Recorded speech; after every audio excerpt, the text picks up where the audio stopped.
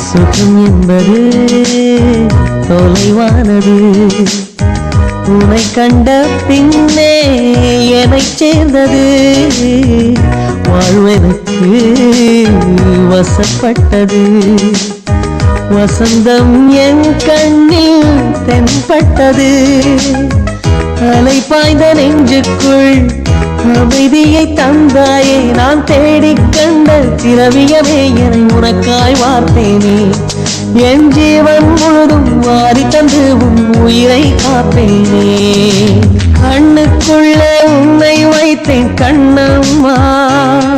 நான் கண்கள் மூட மாட்டேன் அடி செல்லம்மா, நான் கண்கள் மூட மாட்டேன் அடி செல்லம்மா,